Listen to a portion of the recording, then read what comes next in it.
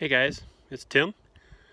Wanted to give you a short video. If you've been watching my Facebook, you saw that we had a big bomb cyclone snowstorm earlier this year that felled several trees on the property. And so we've had some very nice weather here the last couple of days. So I'm out trying to clean those up before the next storm hits and to get ready for the slash site to open, so I can get rid of all the limbs and stuff, because otherwise they attract bugs and you get a bug infestation on your existing trees, and we don't want that. But one of the trees that came down is a very mature tree, probably about 55-60 feet tall. But I wanted to give you a view of this tree as it's down, but wanted to show you some interesting aspects of it. So if you hold on just a second, I'll give you a little guided tour of this tree before I cut it up. So here it is. This is the base of the tree. You can see it's fallen over this and goes out that way toward the road. We're just inside the driveway line here. But I wanted to point out some interesting features of this. So if we walk up here, see this Y here. Now if you look real closely in the center, see that dead twig in there? Well, that's the original tree. And what happened was a porcupine got in here, chewed on the top of it, and basically killed the top of the tree. So the tree, in response, had a couple of branches at that point that turned into twin parallel trunks, which bent and curved up and continued to grow toward the sky. Well, we come down here a little further and it happened again. This side got eaten by a porcupine, this left branch from our perspective, and you can see that the tree split again. Another pair of branches going up.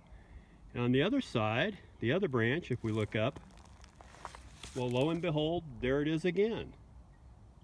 Just like that. So porcupines attacked this tree several times, and the tree responded and continued to grow up and up and up with parallel branches.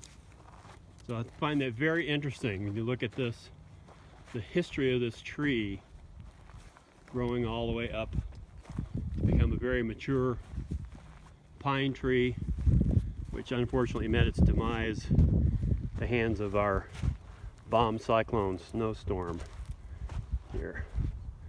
So you can see it's pretty good size. I'll walk backwards.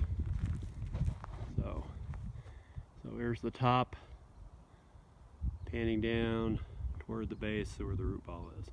Anyway, I thought that was very interesting, so now I get to work cutting it up.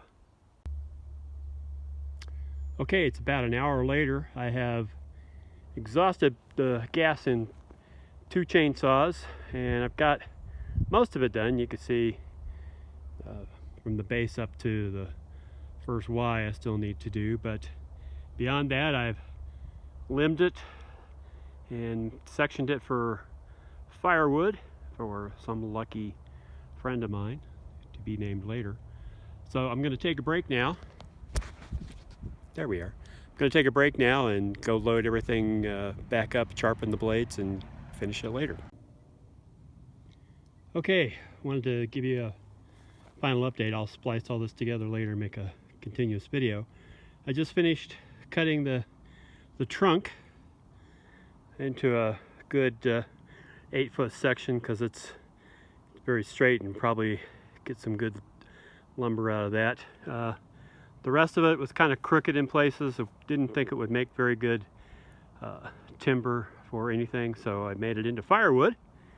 But one thing I wanted to point out on this trunk, hopefully it comes through in the video, is you can see that the trunk is darkened. So this tree made it through the Black Forest fire 6 years ago. Go down here and look at the base. You can see how thick the bark is.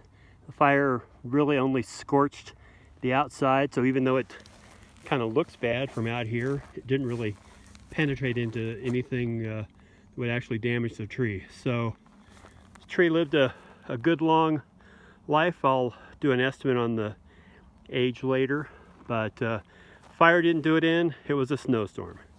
So it just goes to show you, if it's not one thing, it's another. Take care.